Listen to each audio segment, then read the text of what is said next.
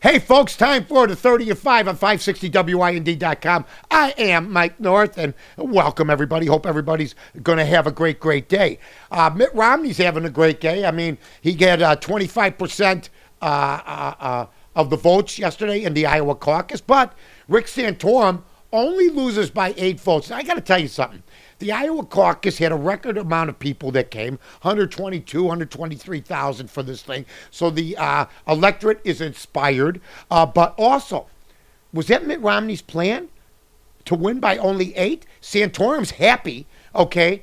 But they lost a block of votes, okay, that was supposedly reported at 7:48. They didn't get him till 1:40 in the morning. So something ain't right somewhere.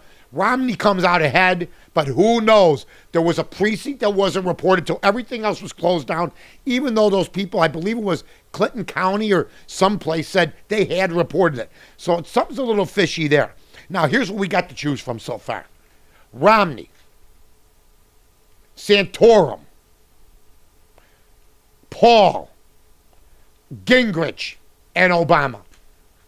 I'm not inspired yet. I don't see anybody running away with the race for Republicans when people drop out. And but can I just say this?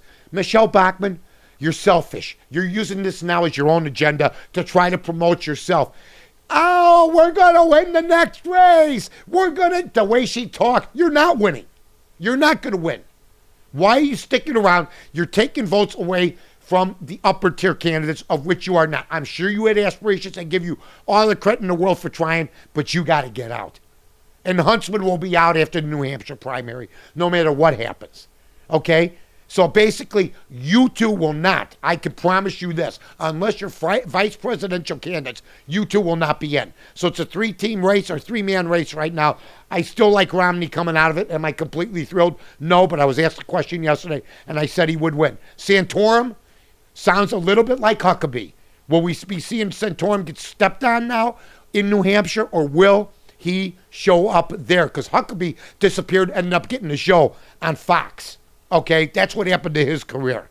So Iowa doesn't mean anything. Okay, you got to continue on. Also, was on The Score yesterday with Dan McNeil and Matt Spiegel. It was a nice little interview. Basically, Dan asked me some generic questions about starting out with The Score. He did make a remark. I remember things when they're told to me, and then I didn't think about coming back on it. Dan said, "Thank you for the early years of The Score." Danny, I was there 17 years. You missed the middle years of The Score because you went to the other side and tried to get rid of The Score. Okay, so I was there for 17 years. I believe they're longer than you've been there. So. That was one thing. And Matt Spiegel, I love Matt Spiegel a lot, but chat board questions aren't going to get you where you want to go, Matt. Oh, do you remember who's better, Urlacher or Janikowski? And then I would have gotten into it. It was said, who said Wannstedt was going to fall on his face when everybody else said he was going to be great? We would have gotten in a sophomoric dialogue. And also asked about Webbio. I don't know what any of that had to do with the 20 years of The Score. They said they hadn't talked to me for a while. Well, my phone could have rung for 3 years. Nobody picks it up, okay? Or excuse me, nobody called. So you know what? It really was, I expected more from the two young men, but then again, they were talking to Babe Ruth. Now, you got gasoline prices that are going up and down for 2012. Who said that? I saw it in the paper today. Could I have said that? I believe I could have.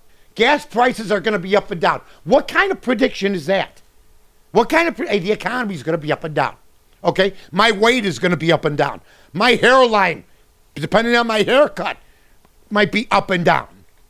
Make a stand. Nobody makes a stand anymore, okay? Nobody makes a stand. Now, Jerry Angelo gone and soon will be forgotten. They're 11 years. They're 11 years. And basically, Caleb Haney was his undoing. They're 0 for 4 with Caleb Haney. They know if they had a competent backup, he would have gotten them to the promised land. We win the Denver game. Basically, Jerry Angelo, and now all the kiss-ass media can stop picking on Mike Martz and ignore Angelo. You know, the Chicago Bear writers and the columnists in this town are about as weak as it gets. I said that with Danny on The Score yesterday and with Maddie. Also, Jim Huber sportscaster for CNN.